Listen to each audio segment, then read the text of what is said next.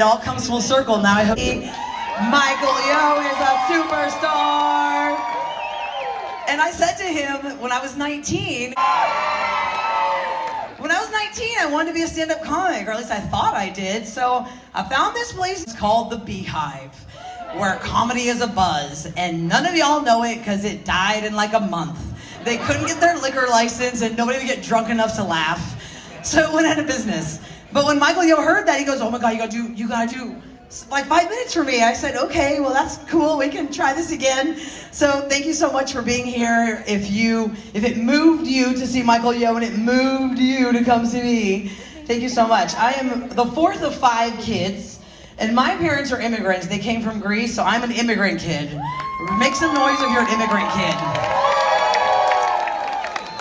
Immigrant kids, we have a whole different growing up story than non-immigrant kids. Because I feel like our parents tried so hard to get into this country that they just let us fly and be like, listen, you're on your own. I don't know what problems are, but you don't know what problems are. Problems are what we have to do to get in here. So when I talk to my kids, I'm a mother of 3, by the way. Well, by the way, my husband's here, so I can't make jokes about him. And my friends are here, so I can't make jokes about them. And my boss is here, so I can't make jokes about her.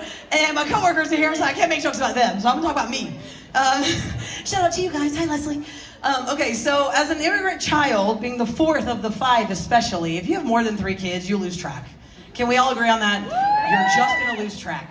So I was talking to my kids the other day and I was telling them about how I grew up because we are so hyper-focused as parents, are we not? Like, oh my God, my sweetie, you're turning 6. I'm gonna have Elsa come and you're gonna get a pony and we're going to Disney World after. Like, we are way overdoing it for our children. And I acknowledge that, but I also enjoy it.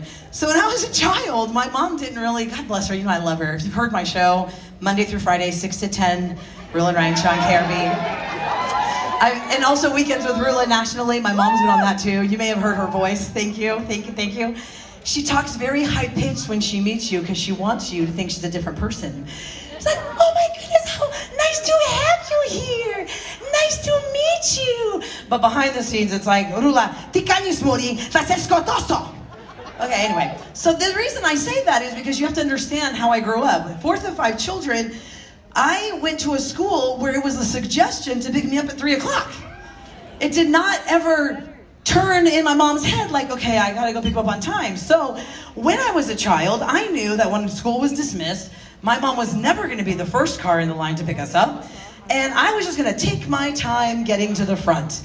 And this is all gonna come back around to prove my point of being an immigrant child is very difficult. So I come out of first grade. Y'all, I'm 6.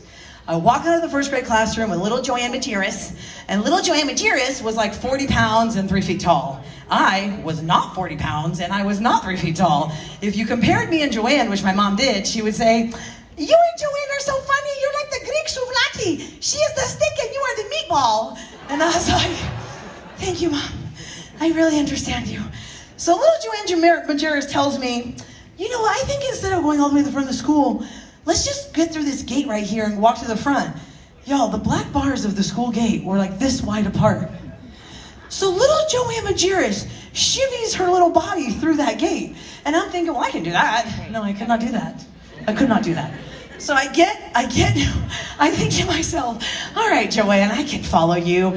And what do I put first? Like stupid, 5 years old, 6 years old. I put my head first through the gate. I didn't put my whole body. I didn't try to put like the thigh. Like the thicker part is the thigh. So I stick my head in, and as soon as I did that, my ears caught the bars. So now I'm stuck. And I said, okay, that kind of hurt a little bit. So Joanne's like, come on, Roula, let's go. And I said, okay, hold on, I can't get through. I can't get through the bars. And then she's like, what? And I tried to be cool. Even at 6, I knew to be cool. And I'm trying to get to the bars, and I try and pull my head back, and I can't, because my ears are sticking. You know what I mean? Like the ears are the thing that are barring me. So then it started burning. So then here comes some more kids. And I'm like, oh my God, what's wrong with you? And I go, nothing, I'm good. I'm just looking at the plants.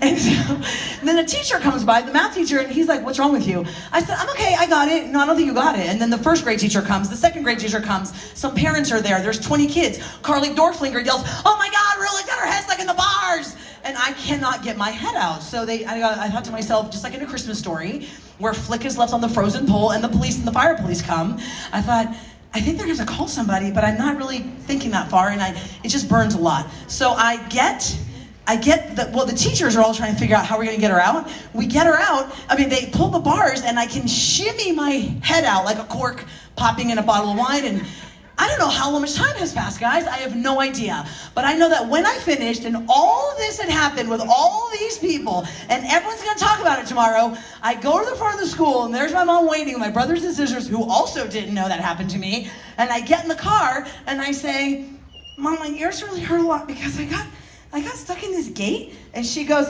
what? Shut up!